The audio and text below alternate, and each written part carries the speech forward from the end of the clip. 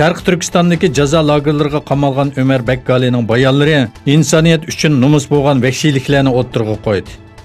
Cho'shqa go'shi yeyishni yoki Xitoyning qizil naqshlarini etishni rad qilganlar tayoq yeydi yoki osh oldi tamog'i qortib qo'yiladi. Xitoyning Sharq Turkistondagi assimilyatsiya siyosatida hozirgacha millionlagan kishi atalmış tarbiyalash markazlari nomidagi lagerlarga qamaldi.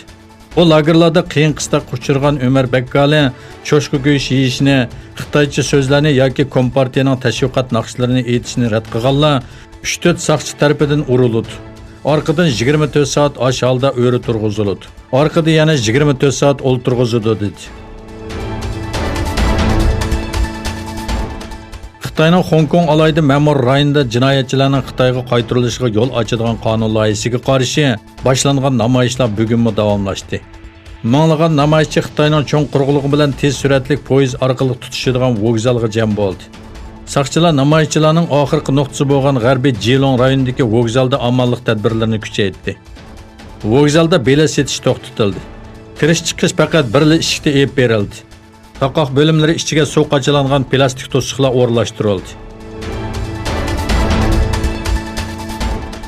Amerika bilan Xitoy orasidagi texnika urushi davomlashayotgan bir vaqtda Amerikaning muhim texnika markazi bo'lgan UCLA universitetida xizmat qilayotgan bir Xitoy professor josuslik bilan ayblanib qo'lga olindi.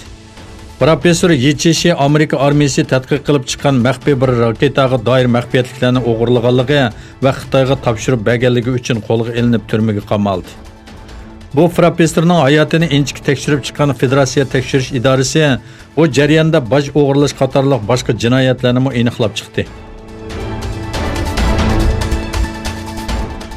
Yamandagi Husaylarning Saudiya Arabiston boshchiligidagi ittifoqdosh armiyaga qarshi kurash qilish uchun boshqarilgan bomba va odamsiz aeroplan ishlab chiqarganligi e'lon qilindi. Husaylarga tava Sabah axborot agentligining xabar qilishicha, Oliy siyosiy kengash boshlig'i Mahdi al-Mishad poytaxt Sanoda boshqarilgan bomba va odamsiz aeroplanlar tonishtirilgan ko'rgazmaning ochilish marosimini o'tkazgan.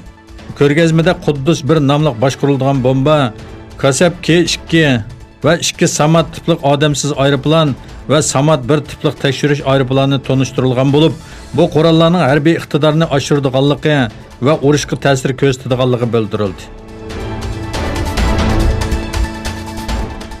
Angliya Tashqi ishlar ministrligi e'lon qilgan bayonotda uran qo'yildirishni 3.67 ga chiqargan Iron yadro kelishimiga rioya qilish va ishlarini to'xtatib chekinish chaqiriq qilindi.